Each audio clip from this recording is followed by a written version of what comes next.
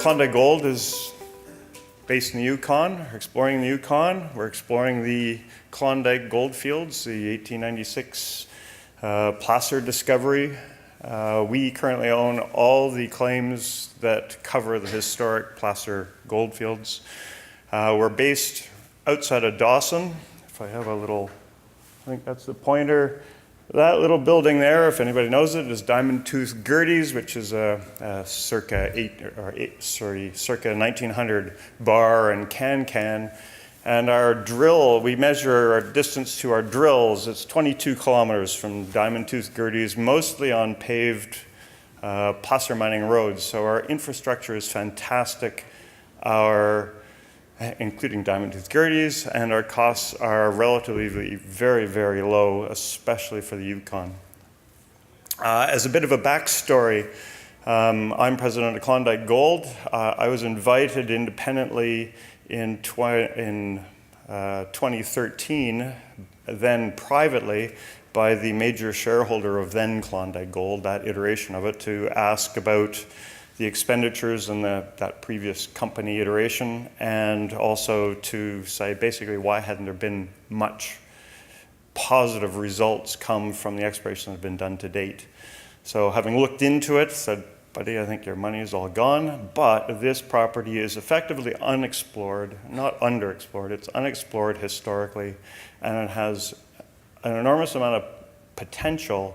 It's just very difficult to tell everybody that, hey, look, this has been around for 100 years and nobody's really gone to look for the bedrock source. So this is part of the story, and bear that in mind.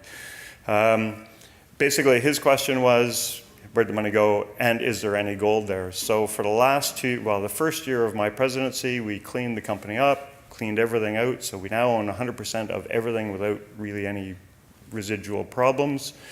And now we spent $2 million over 2 years, drilled 90 holes to answer the question, is there any gold there? And you're about to get the results. We still don't have 30% of this year's drilling results in or announced, but you'll get the idea. We're in the TINTINA gold belt, which is a prolific, multi-hundreds of millions of ounce gold belt, where Dawson is directly beside the TINTINA gold the TINTINA fault.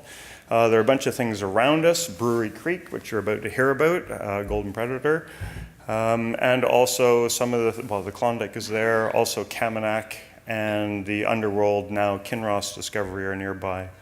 We have a lot of comparables, places to go where there are already demonstrated to have millions of ounces. In the Klondike specifically, there's been 20 million ounces of gold recovered from the gravels that sit on top of bedrock. These gravels are known academically and as well as from an exploration sense to have been derived directly from the rocks beneath them.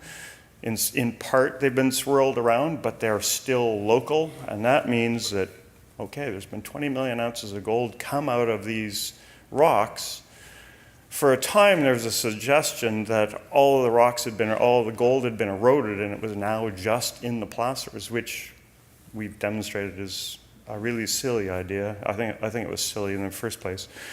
But historically, and up till recently, there has been a total of 1,200 ounces produced over the last 100 years. So 20 million ounces in the gravels and 1,200 ounces came from bedrock. And to me, well, if you compare it to California, 40 million ounces came out of the original Klondike, or the California placer discovery. It's turned into 140 million ounces of gold produced from bedrock from 100 mines. So one of the first things we did, 2014, was actually look at the old airborne data, which was flown in 2002, and recognize that there's a great fault system through it that nobody had ever recognized previously. And it fits with the orogenic gold model that Jay touched on briefly, and that is basically the defining model through the TINTINA gold belt, and you're going to hear more about that from Golden Predator 2. What it implies is that there's a huge vertical, basically all the rocks that are potentially mineralized vertically are going to have the same distribution of gold throughout them. So if you have gold at surface, it's going to go to some depth measured in kilometers. And also in this case, we have literally hundreds of kilometers of major gold-bearing structures that we've been able to find gold on. And so the potential for discovery here is just really stunning. And it's amazing that nobody's really done the work previously. As an equivalent, Golden Saddle, that's the Kinross discovery of 2010, or sorry, the Underworld discovery of 2010 or so, that was bought out by Kinross for $140 million. That is an age equivalent and the exact geologic equivalent from a structural point of view. Coffee, the Kaminak discovery, is all the same age rocks as ours. It's just slightly younger by about 40 million years, but similar geologically. So as I said, we own the entire belt from one end to the other now.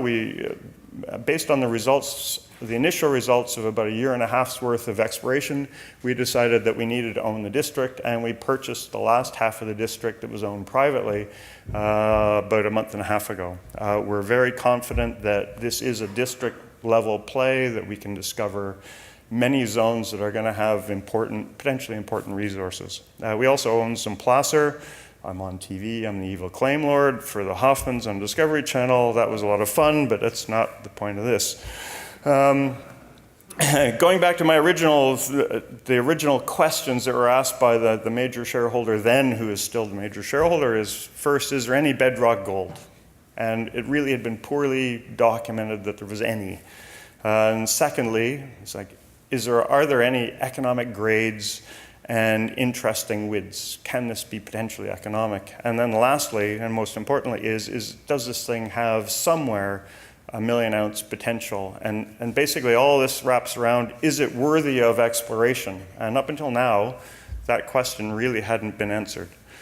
So over the last 2 years, the first thing we did, we went back to old trenches. There's gold and visible gold in outcrops. I always found it was difficult to say it's all been eroded when you can see it in the rock.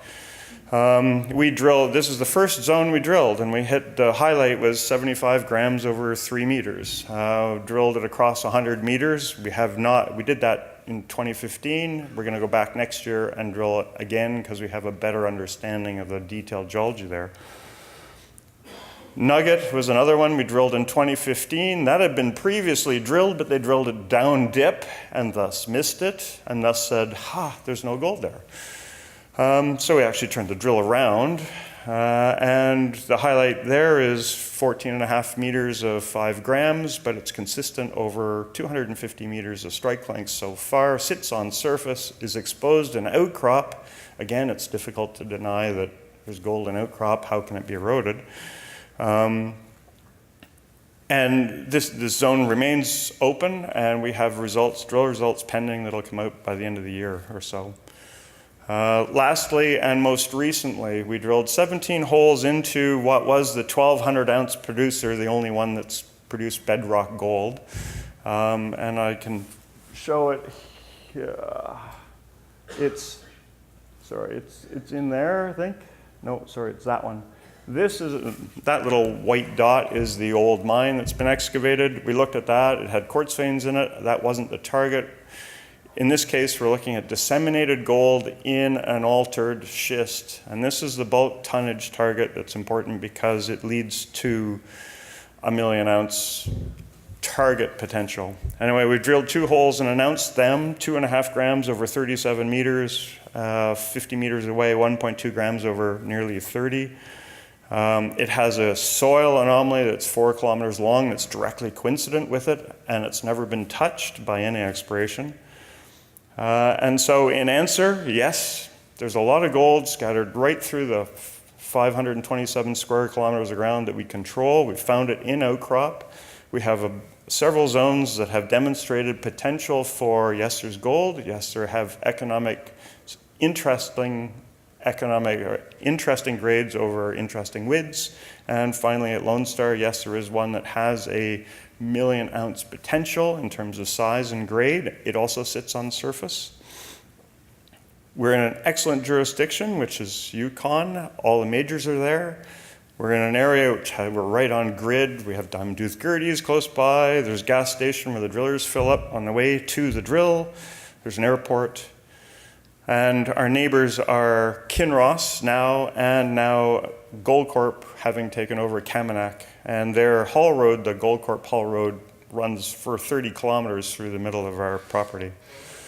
So why invest in Klondike Gold? I threw out all the management and other share price slides to get through because I have 30 seconds. I'm over. Right, sorry.